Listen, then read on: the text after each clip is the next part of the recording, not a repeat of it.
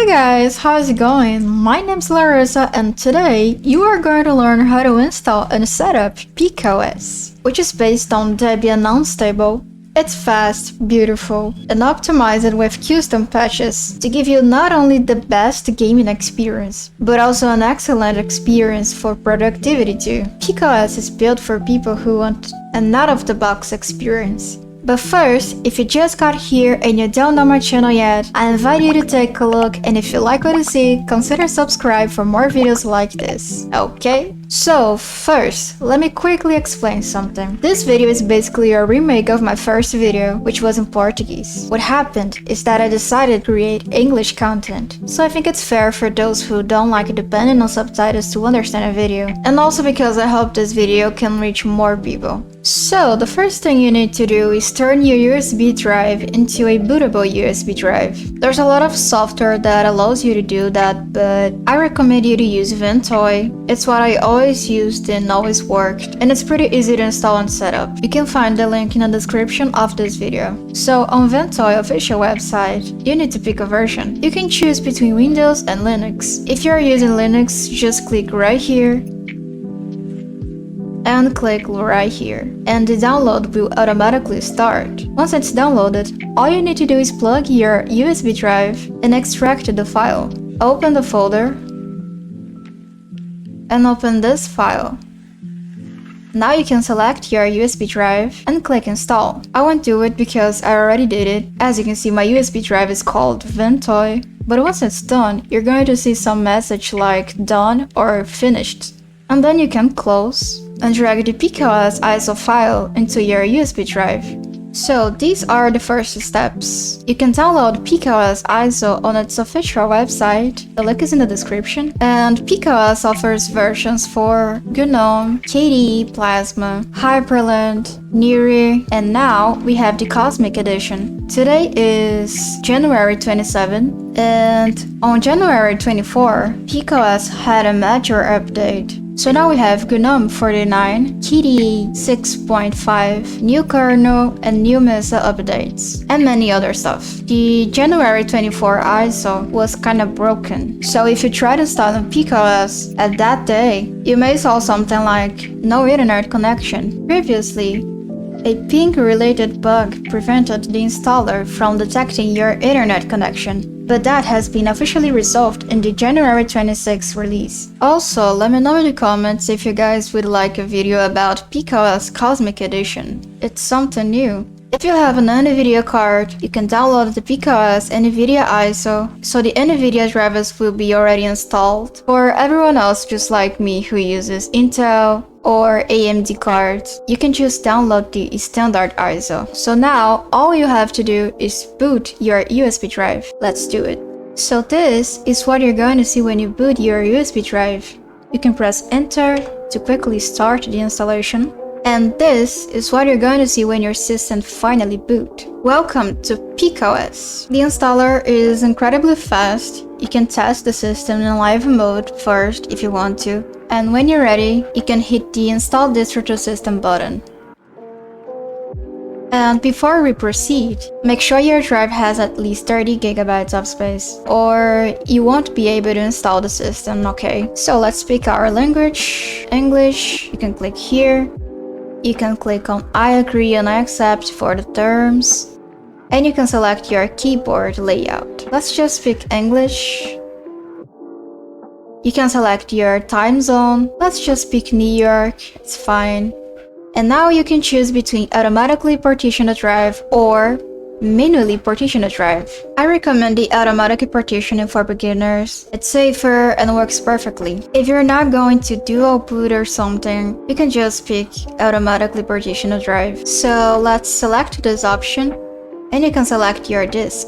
And you don't need to encrypt it if you don't want to. It's not actually necessary. Now you can click on Advanced Options, and on File System Selection, you can just leave it as it is. On BTRFS, on Home Directory Separation, we're going to select No. We're not going to separate our home folder. It's the basic setup for the most part of Linux distros. I think. And on swap size, you can also leave it as it is. So the system is going to use ZRAM, which is faster than the swap file, if I'm not wrong. And now you can click on boot. And this is something I missed the last time I installed PikaOS. I didn't see this boot option, so my system was taking 20 seconds to boot. And this is actually what this option can do for us. Change the boot time of our system. I recommend you to use 3 or 5 at least, and no less than that. So 3 or 5 is nice. I'll just pick 3, and now you can close, and let's proceed. This is the installation summary. It's the time to check if everything's okay, or if you want to change something. It's your chance to do it. So once everything's okay, you can just hit confirm and install PikaOS button. And the system installation is going to start. Success! The installation of PikaOS has been completed successfully. Now it's time to reboot our system. You don't need to remove your USB drive. At least I didn't remove mine and everything went okay, so let's click and reboot our system.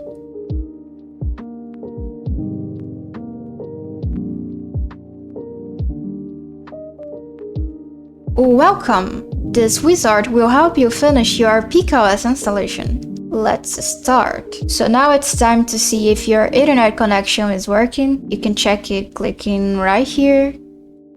Mine is okay, so let's click next. And now you can set a username for your computer, Stoic, and you can choose your password. Make sure you're going to remember this password because you're going to need it for some actions on your system. So you can click next. And it's time to system updates. Let's just hit update. And now the system is going to be updated. Once it's done, you can click OK.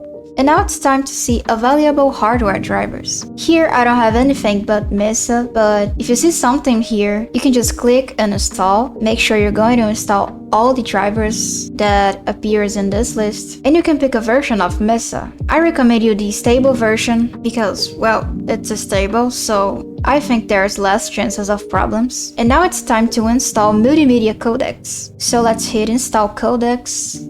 Okay, multimedia codecs installed, and now you can click OK. And this part is really important if you pretend to play games on PikaOS. This is the PikaOS gaming meta package, which provides everything you're going to need to have a nice and optimized gaming experience. This gaming meta package is also going to install Steam, Lutris, and this kind of stuff. So let's hit install meta package. Okay, once it's done, we can hit OK, and the initial setup is complete. PikaOS initial post-install setup has been completed, so now it's time to just reboot our system. Reboot one last time to enter your new user session. Let's do this.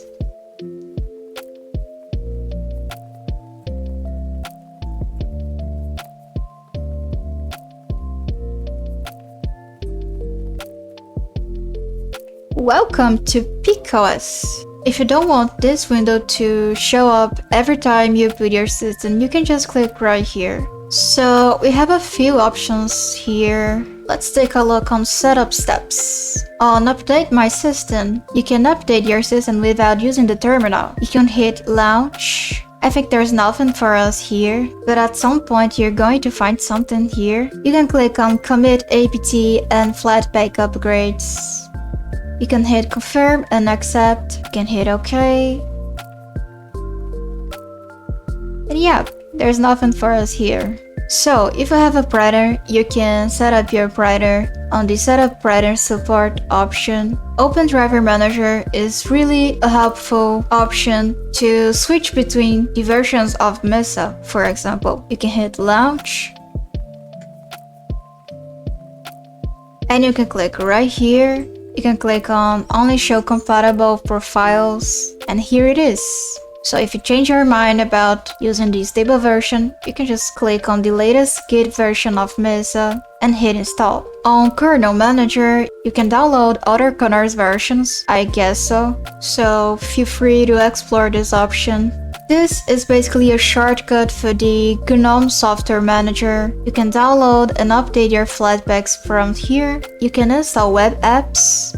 I already tested it and it works. I think it's pretty nice. On recommended additions, I recommend you to install these 3. You can just hit install, put your password, and you can hit OK, and it's already installed. You can also install Microsoft fonts if you want to, and you can also install some packages from here, like for example OBS Studio or Kdenlive. On look and feel, you have an option called Get New Icons and Themes, and if you click, you're going to see Blink website. So you can download icons and themes, cursors, and a lot of other stuff. On desktop layout, it kinda reminds me of Zorin appearance, so you can choose between GNOME, traditional, 11, more like Windows 11, I guess so, Unity if you want something more like Ubuntu, and you can also pick a custom color. Let's just stay with GNOME. It's kinda buggy because I'm on a virtual machine, but everything will be fine on your system. Here we have a shortcut for GNOME tweaks,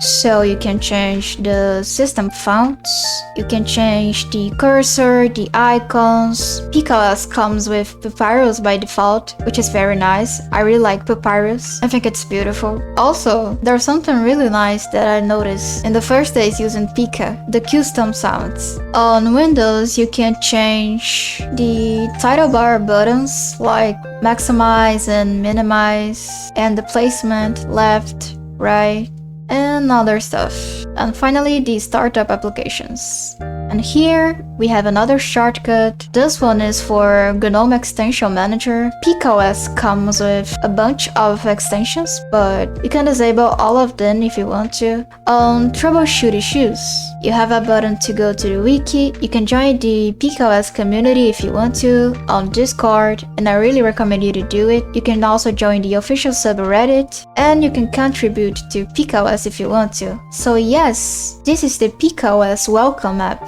Here on PikaOS, we have the Pikman. So you can open the terminal and you can use Pikman. You can use, for example, Pikman update, Pikman upgrade to update your packages and upgrade your system. You can also use Pikman to install packages like, for example, Pikman install, I don't know, Kava. You can press enter, enter your password, enter, and yeah. This is Kava. And you can also remove packages with Pikman, so you can Pikman remove Kava.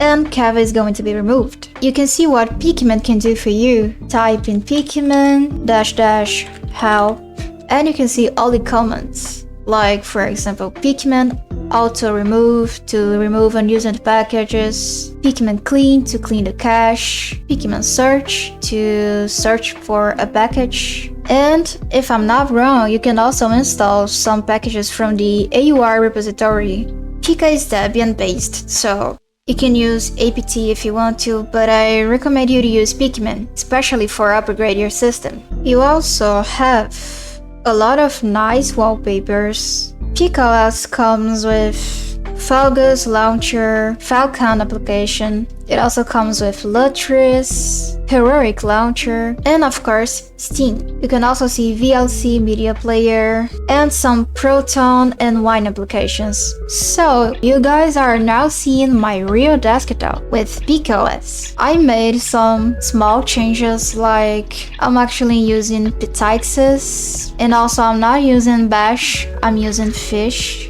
And I'm also trying the Bazaar store, and I have to say that I'm really enjoying it. It's really fast and seems to show more applications than the traditional GNOME software manager. And of course, as you can see, I also made some customizations to my interface. If you guys want a video about the GNOME extensions that I use to customize my system, let me know in the comments. So, I think this is the end of the video, guys. I hope this video has helped you, and if you liked this video, click the like button and subscribe to my channel for more videos like this. We'll talk later, and bye!